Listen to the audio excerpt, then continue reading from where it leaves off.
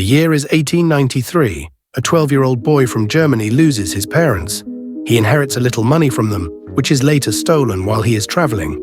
Despite losing everything, he retained one thing: his unstoppable passion for watches. And this passion helped him build the world's greatest watch company. This is the story of Rolex watches. Following his parents' death, Germany's 12-year-old Hans Wilsdorf became an orphan. Darkness clouded his future. His relatives sold his parents' business and sent Hans to a boarding school. Here, he became friends with a boy from Switzerland who informed him a lot about Switzerland's watchmaking industry. Soon, Hans realized that his call lay in this industry. That's why, in 1900, at the age of 19, he left Germany and shifted to Switzerland. There, he found a job at a watchmaking company called Kuhner Korten. He was tasked with checking the accuracy of hundreds of watches daily.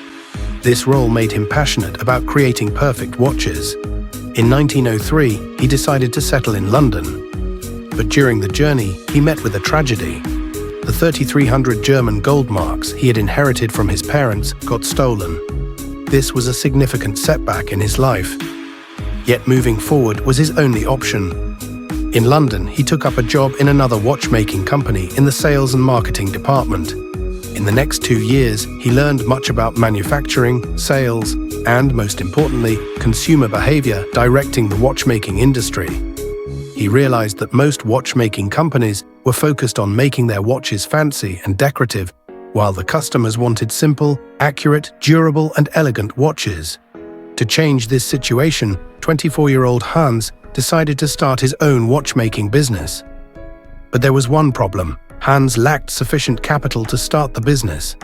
That's why he welcomed his brother-in-law on board as a business partner in exchange for capital. This led to the formation of the Wilsdorf and Davis firm in 1905.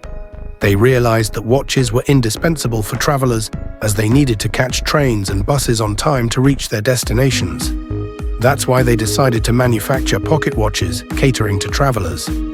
Compared to ordinary watches, this watch was smaller in size to make it more portable for travelers.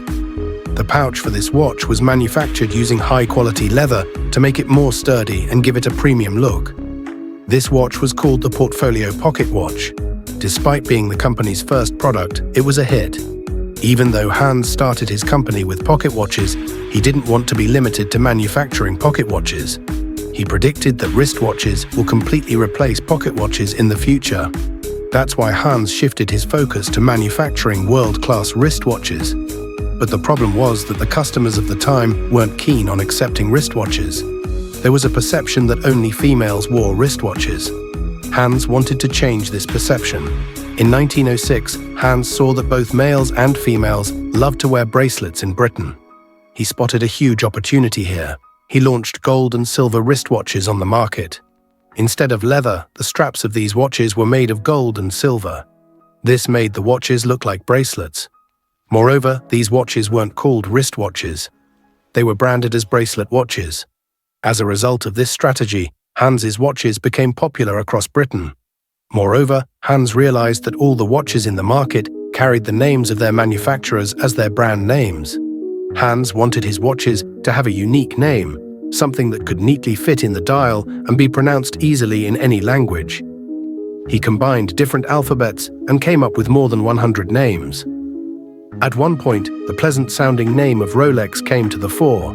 He trademarked this name in 1908. As Rolex grew, it expanded into newer markets and kept innovating. In 2023, Rolex announced a new breakthrough in watchmaking technology: a fully integrated solar-powered movement. This revolutionary feature maintained Rolex's legacy of precision and reliability, while making its watches more sustainable. Additionally, the company introduced a new line of luxury smartwatches that seamlessly blended tradition with modern technology, incorporating features like health tracking and navigation without compromising Rolex's timeless aesthetic. These innovations ensured that Rolex continued to dominate the luxury watch industry, keeping Hans Wilsdorf's legacy alive for generations to come. Thank you for watching. Please like the video, subscribe to the channel, and stay tuned for more.